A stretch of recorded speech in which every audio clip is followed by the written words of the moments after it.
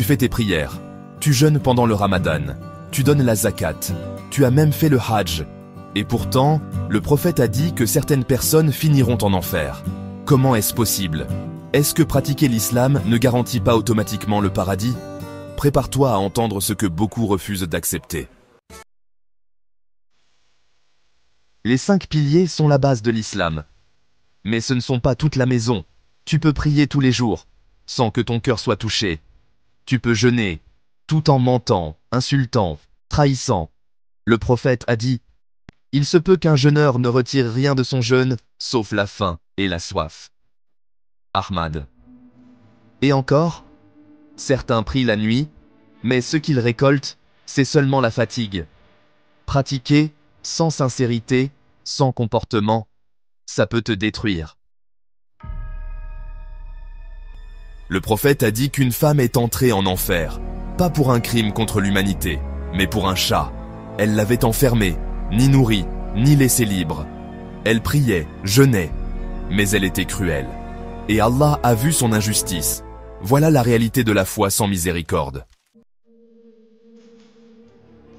Il y a ceux qu'on appelle les munafiqoun, les hypocrites. Extérieurement, musulmans. Intérieurement, orgueil, jalousie, double face. Allah dit dans le Coran, les hypocrites seront au plus bas degré du feu. Sourate An-Nisa 4, 145. Tu peux faire le hajj et rester injuste. Tu peux jeûner tout le ramadan et tricher avec ton argent. Le jugement d'Allah ne se base pas sur ton CV religieux, mais sur ton cœur. Et un autre homme, connu pour être pieux, a été jeté en enfer. Parce qu'il frappait sa femme, il priait à la mosquée, il jeûnait. Mais dans l'intimité, il était injuste, violent, humiliant. L'islam, ce n'est pas un spectacle public, c'est un test privé.